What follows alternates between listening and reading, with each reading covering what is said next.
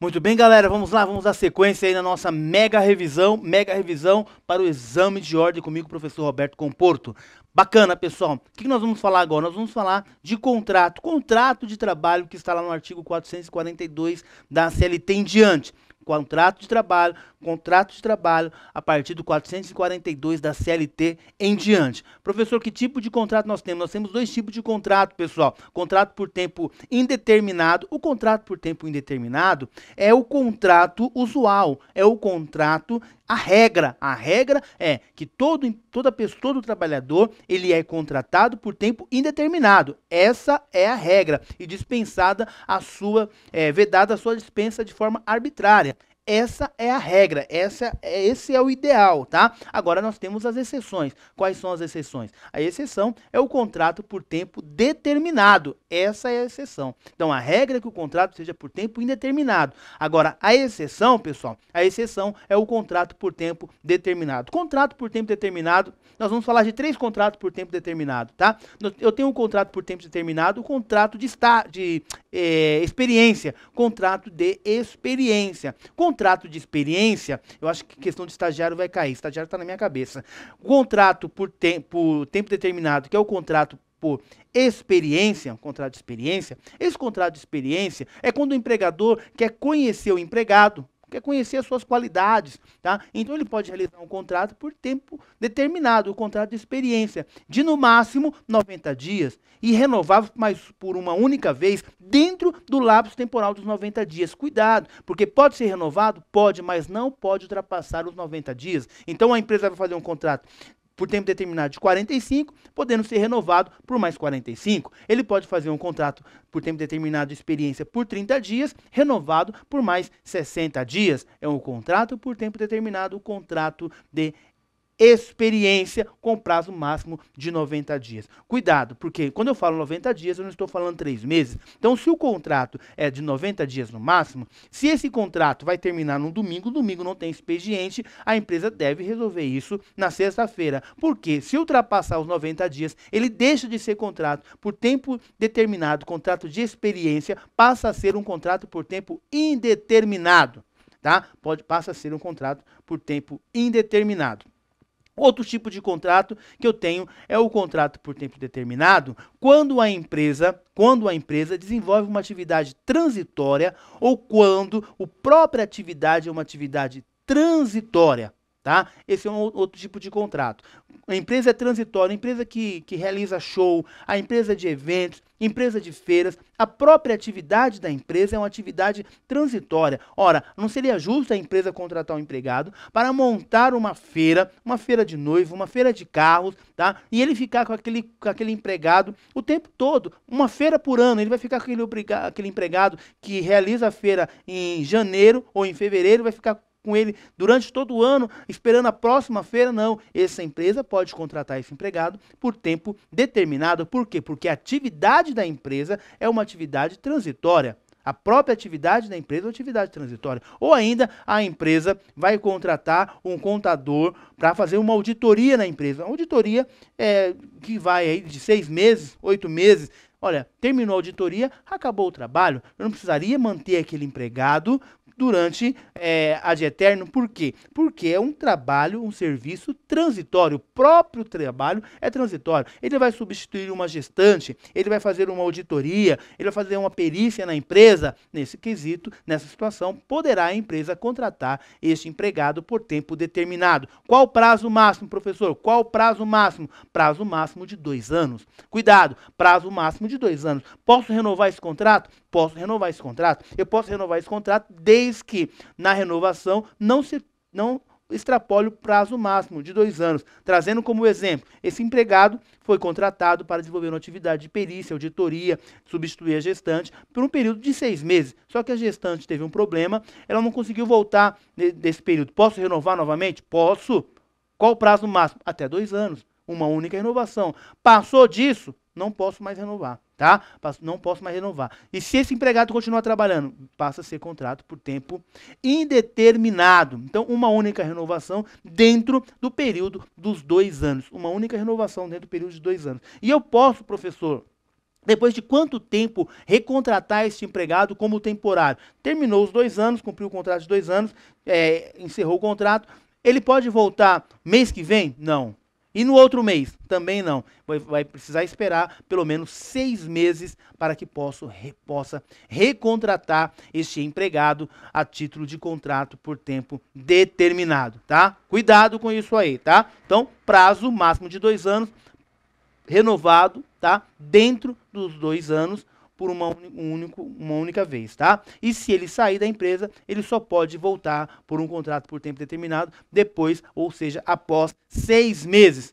Tome muito cuidado com isso também. Outra dica importante também ainda, falando de contrato por tempo determinado, é o contrato temporário da Lei 6.019. Lei 6.019, tá? Nós também temos aí o contrato temporário. O contrato temporário, pessoal, é aquele quando para substituir pessoal, tá? Posso utilizar também para substituir pessoal e ainda quando há um acúmulo, um acréscimo de serviço. Ou seja, final do ano, né? Época de Natal, Ano Novo, as lojas, as empresas, o mercado fica extremamente aquecido. Ora, eu posso contratar um empregado temporário só para aqueles períodos de festas?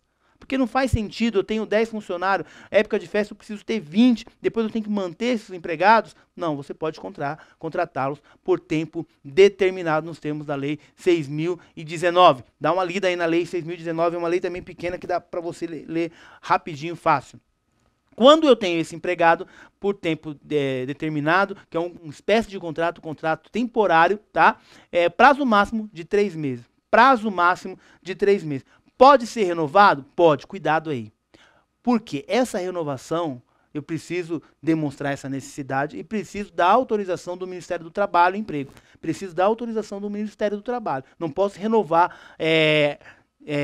automático, conforme no exemplo que nós vemos aí do contrato de experiência. Nesse caso, não. Nesse caso, no contrato temporário, eu preciso da autorização do Ministério do Trabalho e Emprego. Lei 6.019. Importante você dar uma lida aí, tá? Outra coisa importante também, pessoal, aí fechamos algumas dicas rápidas do contrato por tempo determinado. Outra coisa importante ainda, no contrato por tempo indeterminado, pode ocorrer algumas alterações, tanto na condição de trabalho, como no local de trabalho. Aí já estou falando do contrato por tempo indeterminado. Nesse contrato por tempo indeterminado, quando nós temos alguma alteração, tá? Vai mexer com o contrato, tá? Seja com alteração na condição de trabalho ou no local de trabalho. Condição de trabalho. Pequenas variações, é o que nós conhecemos de jus variante, pequenas alterações, desde que essas alterações não sejam significantes e que altere o contrato, o empregador pode fazer. O empregador pode realizar pequenas alterações, tá? Porque ele tem um poder de manda, ele tem um poder disciplinador. Então, pequenas alterações que não afetem de forma significativa o contrato, o empregador pode realizar. Pode. Agora, alterações, tá? Alterações que pode causar algum prejuízo, tá? Algum prejuízo, você tem que ficar atento. Por quê? As alterações contratuais, quando ela ocorre, precisa da anuência do empregado. Pequenas alterações, não. Por exemplo, você agora está obrigado a usar uniforme. Agora, para melhorar a produção da empresa, ao invés de entrar às 8, vai entrar às 7. Nossa, vai sair 1 hora mais cedo também. Então, pequenas alterações, agora não pode fumar nesse local. Pequenas alterações não afetam o contrato. Pode o empregador fazer? Pode. Pode o empregador realizar? Pode, em razão aí do jus variandi, tá? Agora, outras alterações que irão mexer de forma significativa no contrato, somente com a anuência deste empregado, somente com a concordância desse empregado, desde que não não cause prejuízo a esse empregado, tá? Aí nós temos alguns aspectos importantes que você precisa saber. Por exemplo, esse empregado, ele foi promovido, tá? Ele foi promovido, ele agora é gerente da empresa. E você já sabe, já vamos fazer um gancho rapidamente, que esse gerente da empresa, ele está dispensado do cumprimento de hora extra. Quem está dispensado do cumprimento de hora extra? Professor, aquelas pessoas que estão elencadas lá no artigo 62 da CLT. Artigo 62 de CLT. Aqueles viajantes, aqueles que trabalham externamente, aqueles que desenvolvem cargos de gerência, de gestão, Esses estão dispensados do controle de ponto, olha que importante isso, do controle de ponto, eles estão dispensados, eles não precisam marcar ponto. Agora, desde que eles tenham poder de mando. O que é poder de mando, professor? Ele pode mandar embora? Pode. Ele pode contratar? Pode. Se ele pode realizar esse tipo de coisa, se ele tem gestão realmente, ele não é um gerentezinho que não tem poder nenhum. Se ele tem poder de mando, aí sim ele está dispensado de marcar o ponto nos termos do artigo 62 da CLT. Quando isso ocorre, para ele ser promovido, ele precisa pelo menos ganhar 40% a mais do que o seu subordinado. Então ele tem que ter uma gratificação. Ele tem que ter uma gratificação por função, em relação à função que ele vai desenvolver. Quando ele tem essa gratificação, ele começa a desenvolver a atividade dele como gerente. O que acontece, pessoal? Ao ponto que a empresa não está satisfeita com o desenvolvimento desse gerente. Ela pode retornar ele para o cargo de origem? Pode. Pode retirar a gratificação? Pode. Pode. Essa alteração não é considerada alteração lesiva, tá? Não é considerada alteração lesiva. Agora, cuidado. Por quê, pessoal? Nós temos aí a decisão do Tribunal Superior do Trabalho que na alteração de que eu trago esse empregado para o cargo de origem dele, se ele tiver mais de 10 anos, eu não posso retirar a gratificação dele. Eu não posso. Eu posso até reverter o cargo, trazendo ele para o cargo de origem dele, mas retirar a gratificação, eu não posso. Porque já faz mais de 10 anos, isso já está incorporado nas economias dele, já faz parte do custo de vida dele. Então, a partir de 10 anos, eu não posso, se ele tem 10 anos ou mais, eu não posso retirar esse benefício dele, essa gratificação. Lembrando que essa gratificação é de pelo menos 40% a mais do que recebe o seu subordinado e ele não está obrigado a cumprir o ponto, tá? Voltamos agora para as alterações lesivas, tá? Então, pequenas alterações não podem, pequenas alterações que não alteram o contrato significativamente, de forma significante, o empregador pode fazer, é o jus variandi. Aquele que altera o contrato, preciso da anuência deste empregado, tá? E mesmo que ele anue, não pode ser lesivo. Se for lesivo, essa alteração será anula nos termos do artigo 9º, tá? Essa condição de trabalho. E local de trabalho, poderá a empresa, em dadas circunstâncias, se mudar. Ela vai mudar para um outro bairro, para uma outra cidade, para um outro estado, enfim. Aí eu tenho a transferência, tá, definitiva e a transferência temporária. Quando eu falo de transferência definitiva, importa que este empregado mude de domicílio.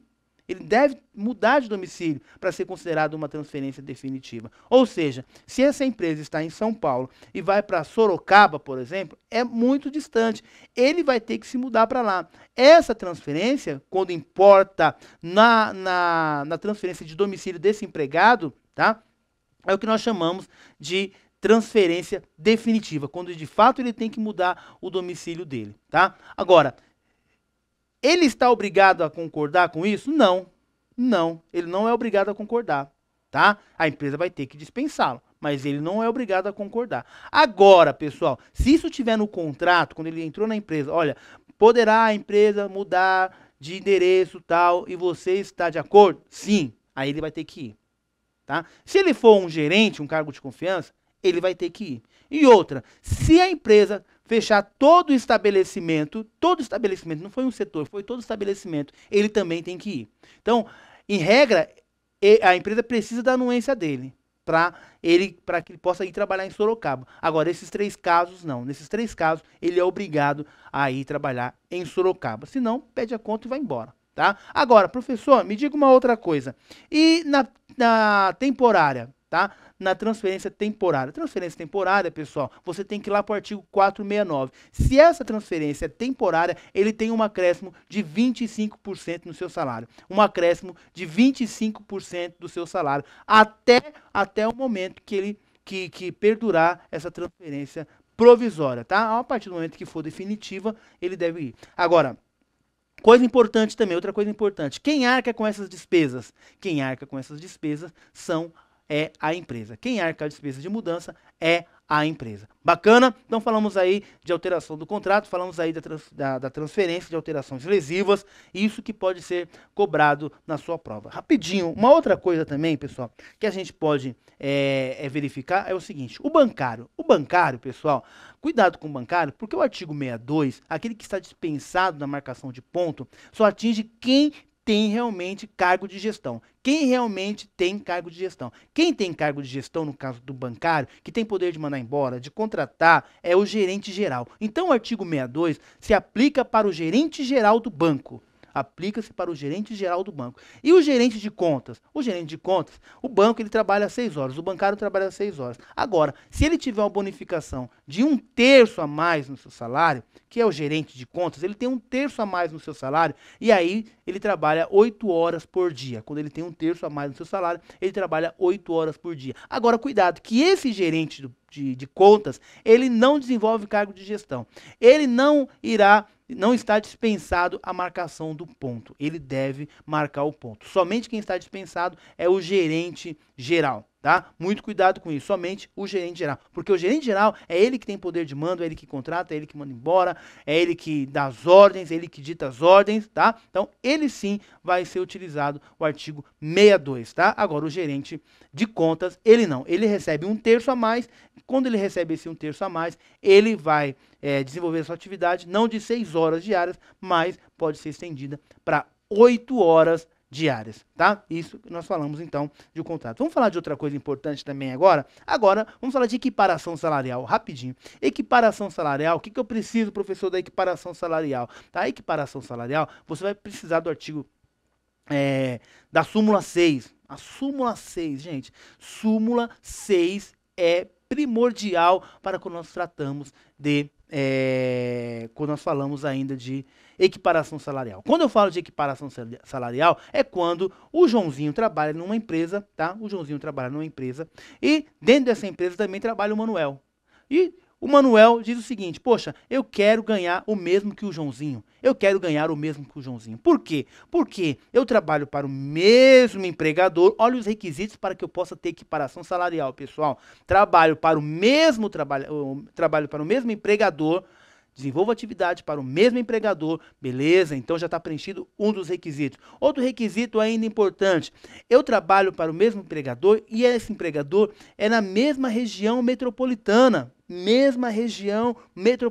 Mais um requisito preenchido. Olha, eu não desenvolvo atividade comparado com esse camarada aqui há mais de 2 anos, tá? Ele trabalha aqui 1 ano e eu trabalho 1 ano e 2 meses. Porque se for acima de 2 anos, diferença acima de 2 anos, eu não tenho condições de pedir equiparação. Agora, se eu trabalho menos de 2 anos junto com o Joãozinho, está preenchido um requisito. Se eu trabalho com o mesmo presto serviço para o mesmo empregador, mais um requisito. Na mesma região metropolitana, mais um requisito preenchido. Já foram 3 requisitos aí. Eu desenvolvo atividade com a mesma perfeição e a mesma produção, mais um requisito preenchido.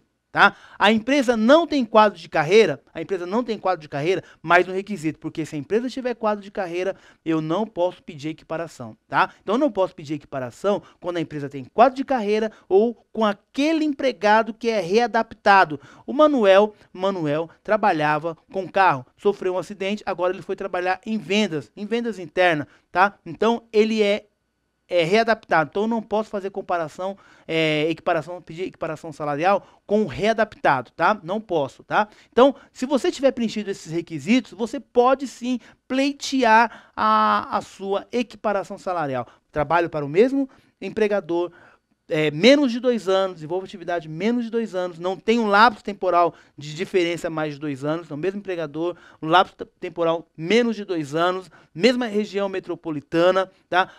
Presto o mesmo serviço com qualidade, a mesma produção e a empresa não tem quadro de carreira. Está preenchido aí os requisitos para que eu possa pedir a equiparação.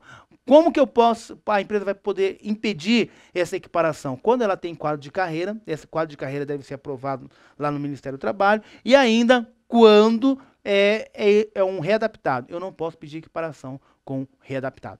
Rapidamente foi isso aí para você, equiparação salarial. Dê uma lida na súmula 6, importante súmula 6 do TST. Pausa o seu vídeo, abre a súmula e você vai resolver qualquer questão de equiparação salarial de acordo com a súmula 6. Outra coisa importante para você, para sua prova, é a súmula 331. Súmula 331 do TST. A súmula 331, nós falamos de contrato por tempo determinado e o contrato por tempo indeterminado. Nós falamos do contrato por tempo determinado, nós temos o contrato de experiência, nós temos quando a empresa é transitória ou o serviço é transitório, e ainda nós temos o contrato temporário. Professor, e eu ouvi falar de uma tal de terceirização. O que é isso? Súmula 331. A terceirização, pessoal, ela não tem uma lei própria que cuida dela. Então nós utilizamos a súmula 331 do TST, e utilizamos a lei 6.019. Tá? Essas duas fundamentações que você vai poder usar aí na sua prova, guardando aí na sua memória, tá? Então, a súmula 331 vai dizer o seguinte, pessoal,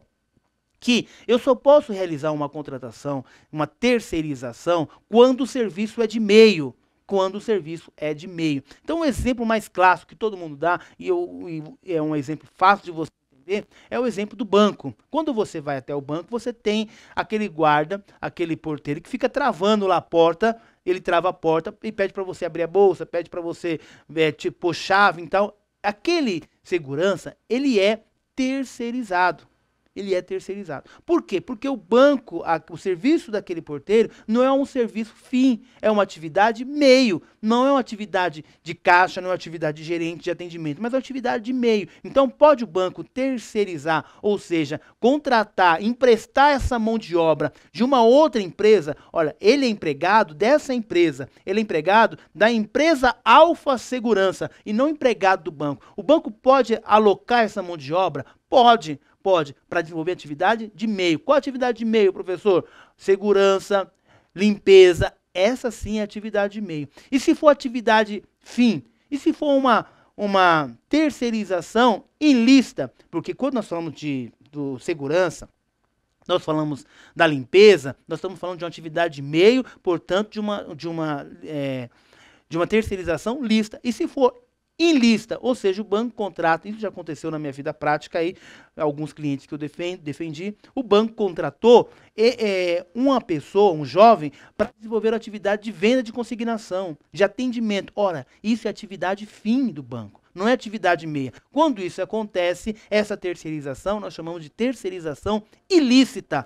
Quando a terceirização é ilícita, qual é a responsabilidade do banco? Responsabilidade solidária. A responsabilidade é solidária. Responde o banco e já responde a empresa Alfa. Os dois já respondem, já se figura no polo passivo, tá? Como responsabilidade solidária. Eu cobro dos dois. Tá? Agora, se a terceirização é lícita, nós falamos que a responsabilidade ela é subsidiária, é uma responsabilidade subsidiária. Se a empresa Alfa não paga, quem paga é o banco, porque o banco tinha o papel, o banco tinha o compromisso de fiscalizar o desenvolvimento dessa empresa Alfa, no sentido de pagar os seus empregados, recolher fundo de garantia, recolher o INSS, tá? Se o banco não fiscalizou, o banco, portanto, é responsável também, mas de forma subsidiária. E, professor, e esse banco, e a administração pública, por exemplo, ela pode realizar esse tipo de trabalho? Pode. Também uma terceirização lícita, tá?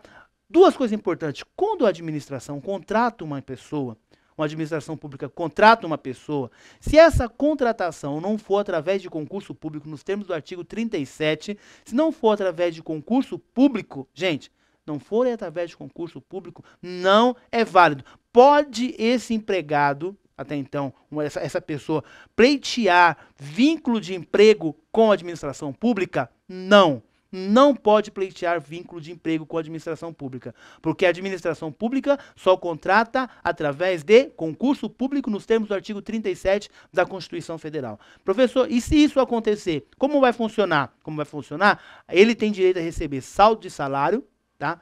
Receber o salário e o fundo de garantia depositado. Só. Não tem direito de receber mais nada e não pode pleitear também vínculo empregatício, tá? Isso é uma contratação comum. E se for uma contratação lícita, bonitinha, a administração pública contrata muito segurança, limpeza, tudo terceirizado.